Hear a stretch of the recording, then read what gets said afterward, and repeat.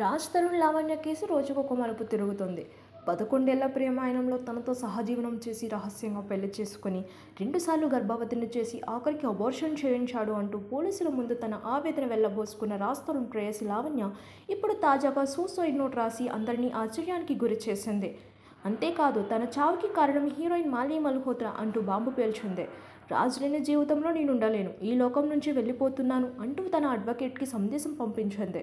దీంతో స్పందించిన అడ్వకేట్ వెంటనే డయల్ 112 ద్వారా నార్సింగ్ పోలీసులకు సమాచారం అందించారు. వెంటనే స్పందించిన పోలీసులు అర్ధరాత్రి లావణ్య ఇంటికి వెళ్లారు. ఆమెకి కౌన్సిలింగ్ ఇచ్చారు. ఇక తన సూసైడ్ నోట్లో పలు సంచలన విషయాలు లావణ్య పేర్కొంది.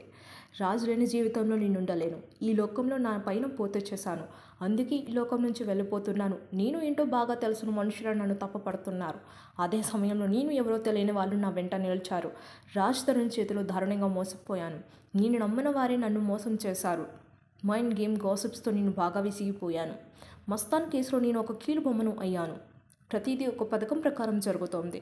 నా భర్త నాకు కావాలని మాల్విని బ్రతిమలాడాను. కానీ మాల్వి నా మాటలు వినిపించుకోవడం లేదు. నా చావుకి కారణం రాజ్ తరుణ్, అతని తల్లిదండ్రులే. ఇక నా చావుకి ప్రధాన కారకురాలు మాత్రం మాల్వి మల్హోత్రానే. ఆమె రాజ్ తరుణ్తో జీవించాలనుకుంటోంది. రాజ్ కూడా మాల్వి మోజులో పడి బాగా మారిపోయాడు. ఇప్పుడు అతను నా చావును కోరుకుంటున్నాడు అంటూ లేఖలో లావణ్య ఆవేదన వ్యక్తం చేసింది.